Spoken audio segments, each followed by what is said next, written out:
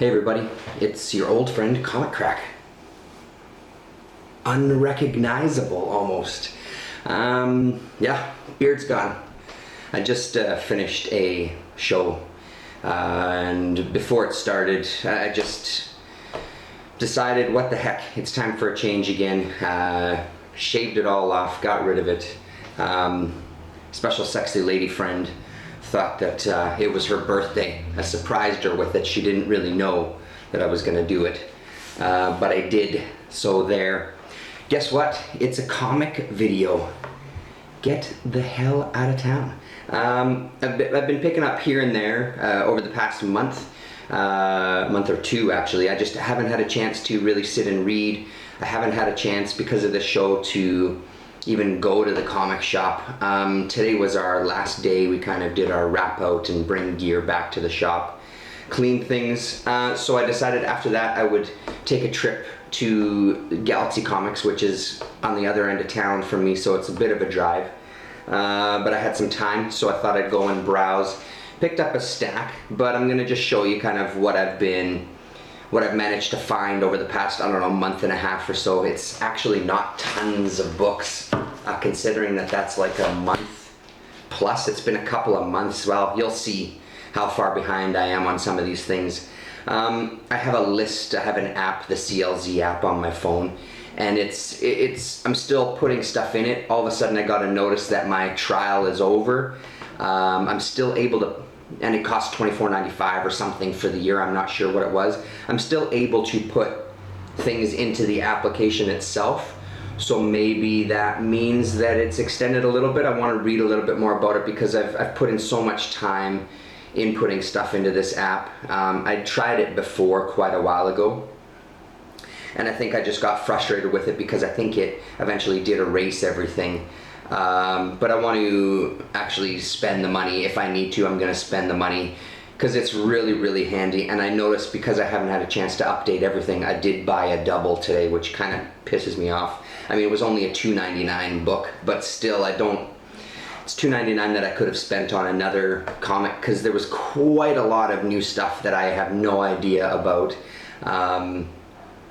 The image and stuff is just, it's blown up. I mean, it always was huge, but especially when you're away from it for a little while, I go back into the shop, and this Galaxy has I like making the trip out there because they have so much, and their layout is really nice. And I can find everything, whereas some of the other shops that are closer to me, they have some stuff, but their stores are smaller, so they don't have the room to order multiple copies and keep them around because it just takes up too much valuable real estate. So I was able to get some back issues, you know, you'll see. Let's go through it and we'll see. So one that I'm far behind on, Black Science, hopefully you can see that, hopefully it's not glaring too much. Black Science number 11 is there. And then Black Science number 14. I think I saw number 15 today. Again, I didn't pick it up because I just wasn't sure what the most recent issue I had was. But as you can see, I'm quite a few issues because I haven't even read issue 11 yet. And I think I might even be missing issue 10. A lot of the newer stuff I'm still inputting into the application. I kind of did all my back issues and stuff first. A couple that I picked up today, all the stuff that have the flaps not taped up are ones that I picked up today. So Bucky Barnes The Winter Soldier number 6 and Bucky Barnes The Winter Soldier number 7. I don't have it here, it's upstairs in Mr. Tom's room, but we also have issue number 8.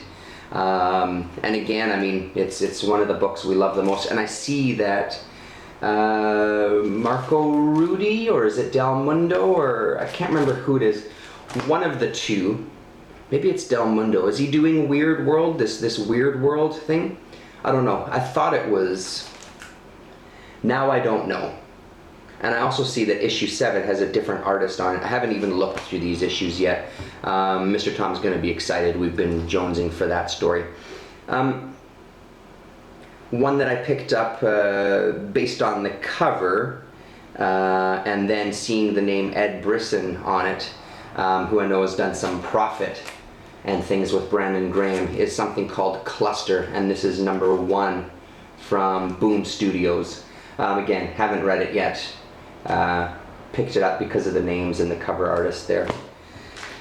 One that I just read last night. I really, really like this book so far. It's only 2 issues in, but and I was looking today, I see this one was April, so there isn't even an issue 3 yet, and I know there was quite a gap between the first and the second. The Dying and the Dead, Hickman and Bodenheim. I really like this Bodenheim's artwork.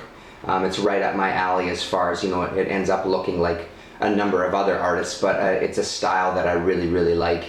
And it's a good read. The first issue was pretty great. This issue kind of went in a little bit of a different direction than I thought, which is not a bad thing, but we'll see how it all ties in. Pretty good issue though if you're not reading that. And these ones I haven't read yet either. The Fade Out number 5 and the Fade Out number 6. Another one that I just picked up today, the Humans number 5, and if you know my channel, you know that I love this series, so I'm excited about reading that one.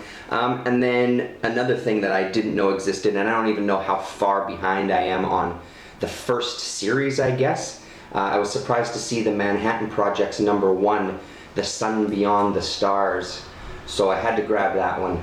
Like I said, I can't remember where I left off on the first Manhattan Projects, so I'll have to catch up to that before I jump in and read that to see what the hell's going on. And then this, I saw number 2. I have number 1. I'm pretty sure that I have number 2 because the cover was really familiar to me. But again, it's been so long since I bought them, I didn't want to buy number 2 just in case I do have it here somewhere at home. But this is Nameless number 3 and Nameless number 4 that I grabbed today. I know that some people have talked about it and they're not as crazy about it, but I'm a sucker for Chris Burnham. I'm a big sucker for Chris Burnham. I love his art. And Grant Morrison, I think, is a decent writer, so I wanted to try it out. I know that I read the first issue. I think I might have read the second one. I don't know. I liked what I read so far, basically. And then a title that I have really lost track on. I'm way behind in this one. This is Prophet number 45. I picked this one up because it was the newest, and the thing that drew my attention to it was this Prophet Strike File number 1 and Prophet Strike File number 2, which I had read about. I follow a couple of these guys on Tumblr, so I had heard that there was this Strike File comic, so I was happy to find those. But like I said, I'm so far behind on just the main Prophet series. It's another one I'm gonna have to just find out what issues I need, probably just read it right from the beginning again and then dive into that. And then even more apparent how far behind I am on stuff. This is a few that I picked up today. Saga number 26. I don't even think I've read 25. I know we have it. 27, 28, and then I guess what came out today was 29. And this was one of the unfortunate things that I did buy doubles of. I picked up number 27 today, and then I come home to find that I actually had number 27 already, which is a bummer.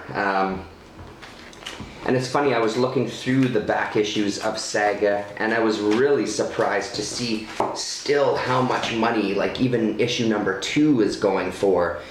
They had some, I think it was like priced at $38 or something at the shop, that's Canadian, at the shop I was at.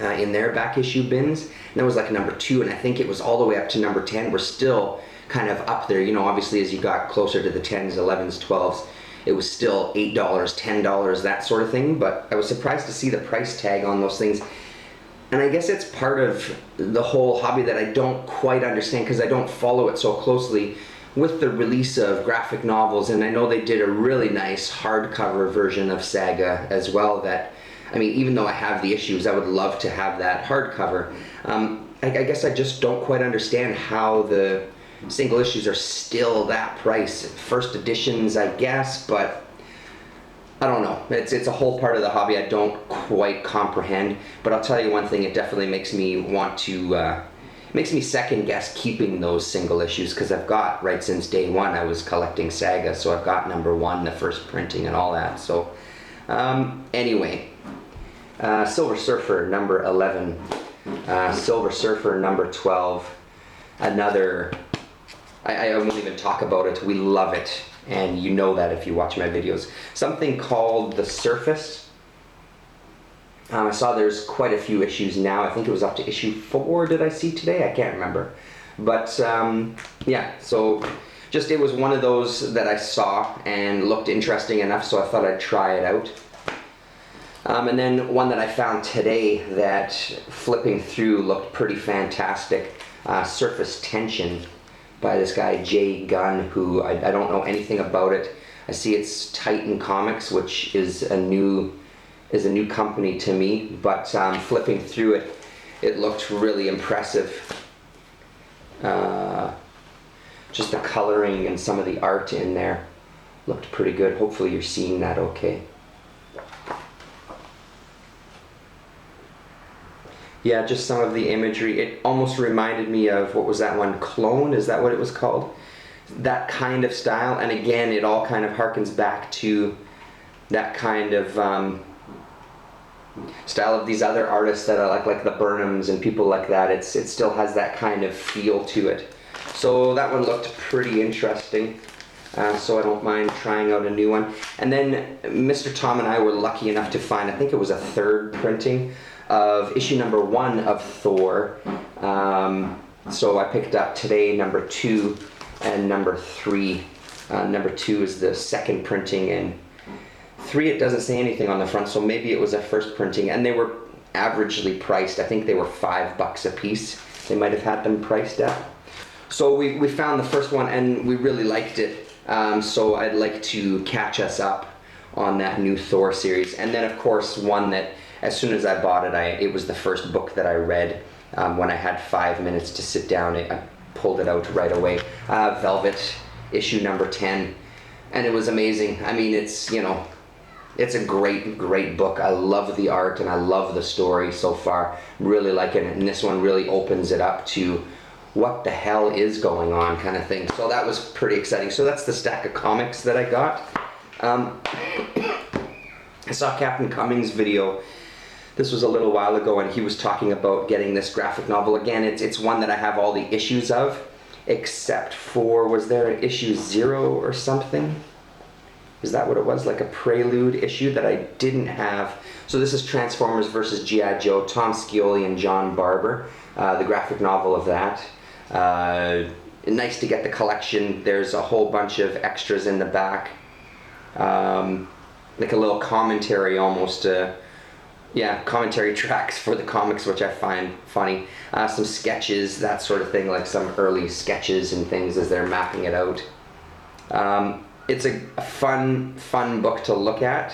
I can't say that I've read every single last panel in every single book so far, but it sure as hell is a fun book. So, like supporting that one, so I picked that up. And then speaking of Chris Burnham, they had a hardcover of Nixon's Pals by Joe Casey and Chris Burnham. I've heard about this. I've never seen the issues, but it was on at one of the shops for fairly cheap. Has some sketches, extras in the back. So I thought I'd give it a shot. So yeah, early Burnham, which still has his style. It's not as nailed as it is now, but that was the other thing about Galaxy today. I'll probably end up going back in a week or so when I get another paycheck. They had a lot of graphic novels and hardcovers for sale for dirt cheap. There's things like one of my favorite artists for a long time is this guy Jim Woodring. They had a hardcover of his, regular price $20. They had it on sale for like $7 or $8. They had some Walking Dead hardcovers for I think like $5 a piece. They were in a little bit like they were in a little bit rough shape. They weren't in brand new condition, but I would like to have the collection in the hardcovers. There was a few other things I kind of put aside a few, and if they're there when I go back, that's great. If not, that's all right too. And then a really good find, once a month, Red River Bookshop, a place that I've talked about and raved about before. The first Saturday of every month they open up the upstairs where they have a lot of other books and a little bit more expensive books. It's still kind of a disaster up there, but I was really excited to find, I can't remember how much I paid for it. It was fairly reasonable though, it wasn't out of control. The Incal #2 by Jodorowsky and Mobius from Epic. So it's a kind of graphic novel format, relatively thick. Very, very exciting for me to find this. As you all know, Jodorowsky and Mobius stuff is pretty pricey, and especially Mobius stuff is really pricey, especially in this format, you know. But it was a reasonable price, and unfortunately it was the only one that he did have, but regardless of that fact, I snatched it. And you can see there's a little bit of staining on the side here. Somebody spilled something at one point. I'll probably try to clean it up, because it'll actually clean up pretty nicely, so I'll just clean it off there. So that was a pretty great score. There wasn't much else from up there that I bought. I think it was more, we just wanted to look. The place is so hit and miss all the time, and especially when you have to dig through boxes and dig through things, it's not always the easiest place to scour. So that's it. Comics. Very exciting. Mr. Tom is here this weekend. We've been reading quite a bit because he has a pretty huge back catalog of stuff that's piling up. So ones that we've been reading I've been putting aside because he's talked about wanting to do a video again for his channel. And again, it's just we haven't had tons of time. And on my off time, as you've seen with all the videos lately, the gaming videos, that's what I've been doing. I've found deals on games online on this Board Game Geek site.